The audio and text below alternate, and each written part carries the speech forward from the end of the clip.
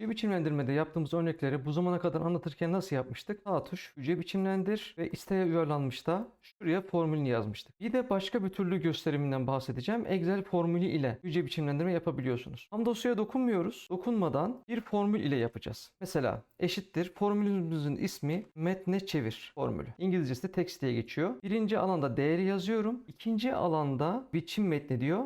Tırnak içinde bu değeri yazıyoruz. Mesela ne diyelim? Bunu üçer rakamlı yazacağımız zaman nasıl yapıyorduk? Diyez nokta diyez diye 0 diyorduk. Çift tırnağı kapatalım. Gördüğünüz gibi bu rakamın bize görsel biçimli halini veriyor. Mesela rakam renkli göstermeyi deneyeceğiz. Ctrl C diyorum bunu. Formülün içine, metne çevir formülünün içine daha tekrar yapayım. Siliyorum. Eşittir metne çevir. Biçimi yazıyorum. Tırnak içinde bunu yapıştırıyorum. Tırnağı tekrar kapatıyorum. Gördüğünüz gibi aynı işlemi burada da yapabiliyoruz. Yalnız renklendirme, şu renk kodu formülde çalışmıyor. Bilginiz olsun. Hatta yıldızlar falan da yani biçimi ilgilendiren kısımlar burada çalışmadığını görüyorsunuz. Yıldız ne yapıyordu? Hücrenin sonuna kadar burada biriktiriyordu bu işaretleri ve renk on, kırmızı gibi ifadeler hücre biçimlendirmeye özel olduğu için formülde çalışmıyor. Ham veri olarak çalıştığı için. Burada bilmemiz gereken bir durum daha var. O da bunu kopyaladım. Verileri K cinsinden göstermeyi göstereceğim. Metne çevir diyorum. Tırnak içinde formülü yazıp tırnağı kapatıyorum. Parantezi kapatalım. Bunu bir notepad'e yapıştıralım. Bir problem var burada. Göstermek istiyorum.